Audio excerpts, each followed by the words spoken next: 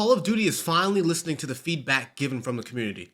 There are a ton of quality of life changes for Warzone 3 that we have to discuss. So starting with the lobby size decrease in Warzone 3, the new Warzone map will only have 100 players now, which is a decrease from the 150 player count with the Al Mazrah map. Now I know what you're thinking, this might have an actual large impact on the pace of the game as a whole, because now it'll feel like you'll be getting into less gunfights and games will be more and more campy. While I do think this is an issue, I'm not completely panicked yet because the map size has been reduced 20% from the actual Al Mazrah map. Meaning that even though there's less players in the entire map as a whole, since the map is actually smaller than the other map, you still should be able to see enough opponents and get into enough of those quick gunfights. Another way in which Call of Duty is trying to make up for that low player count is by adding more redeploy tokens scattered all across the map, as well as having the ability to give your redeploy token to your teammate. This will have a huge impact on the amount of people you see in a Warzone match because the lobby sizes will stay healthy, meaning that you will have more and more opportunities to get your teammates back up and back in the game. Lastly, Call of Duty will be bringing back the classic minimap.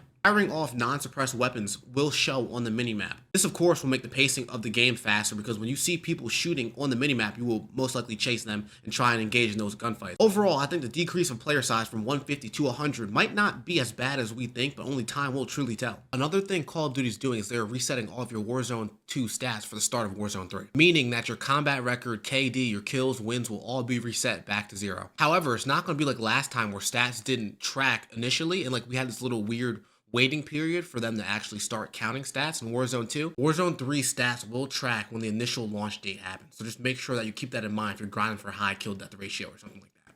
So one of the quality of life changes that is a huge W in regards to Warzone is the perk system. So how the perk system works now is that there's pads, gloves, and boots that you always have equipped. So let me read you some of the perks that are always equipped. Tac pads, which improves slide distance and allows for full ADS while sliding, along with increased stance transition speeds. The next, commando gloves, which enable reloading while running. Quick grip gloves, which increases your weapon swap speed. That's such a big one right there. Increasing your swap weapon speed is vital when you're playing Resurgence, Rebirth Island, and Bondel.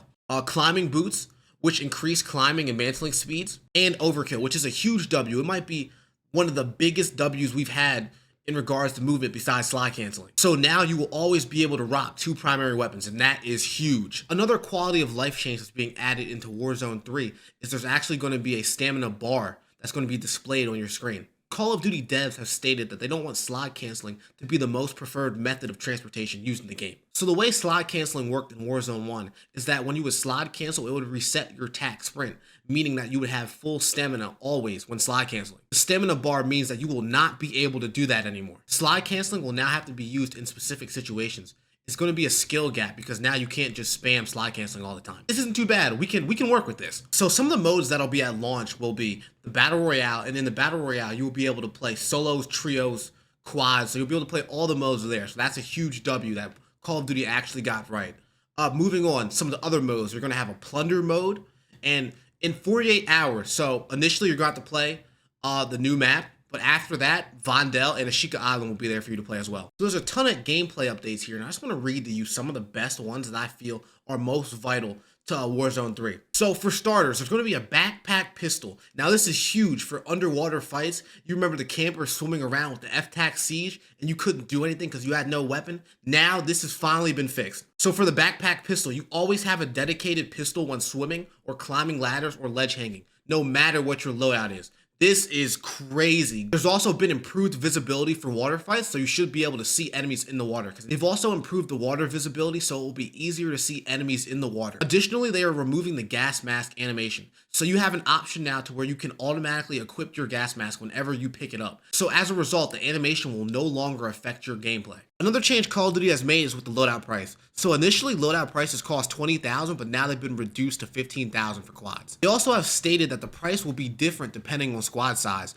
The loadout price will be dependent on squad size.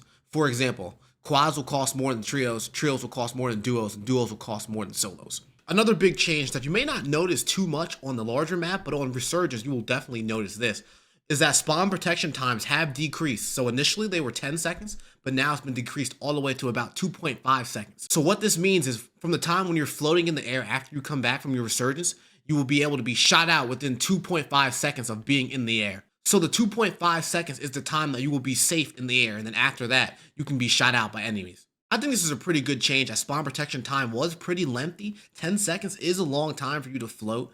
You should really have to make a decision on where you're going to land at. So now strongholds will reset when you leave them, and enemies will be pinged while they're inside the stronghold, which means that you will be able to see enemies if they're sitting inside the stronghold for a long period of time. Another quality of life change they're implementing is the buy stations will be visible up to 30 meters inside of the gas. So before, when it was late game and you were trying to go res your teammate because you saw a buy station in the gas, you would run up to it, and then the buy station would be closed and you wouldn't be able to use it. They're kind of trying to give you a set limit of how far you can be within the gas to use that buy station. Warzone 3 will also have certain things returning from the original Warzone. For example, weapon and loot rarity is returning. Big game bounty contracts will be returning from the original Warzone, which give you an advanced UAV and more cash if you complete them. They are also updating the backpack and allowing you to carry all types of ammo, so you will no longer have to choose between should I carry plates or ammo. There will also be a horizontal zip line that will take you to buildings. Another quality of life change I want to talk about is that they are decreasing the stun delay when jumping off of a building. So for example, I don't know if you remember, if you would jump off of a rooftop building,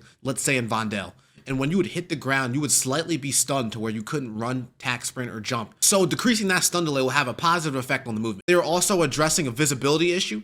They are lowering the contrast of red that's going to be on the screen when you're blinking red. They are also going to decrease the start time for vehicles, as well as bring back the scavenger contract from Warzone 1. I know this was a long laundry list of quality of life changes and updates for Warzone 3, but I want to know your thoughts in the comment section below. Let me know what you're thinking about the status of Warzone as a whole, and is Warzone 3 going to be better than Warzone 2 and Warzone 1? I don't know about you guys, but I'm very excited to try out Warzone 3, and I'm hopeful that it's going to be everything we've been waiting for. Because let's be honest, Warzone 2 is such a bad game.